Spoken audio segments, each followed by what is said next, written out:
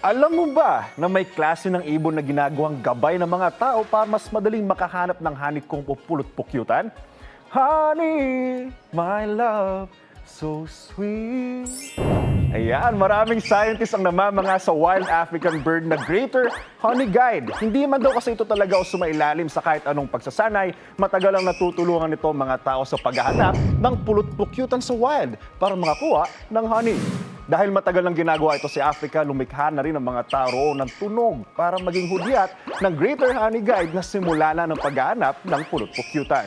One call away ika nga, pumupunta agad ang mga ibon at handang tumulong. Tila nagsisibing mga mata ito sa ere para makita ang mga puno kung saan may naninirahang mga bubuyog.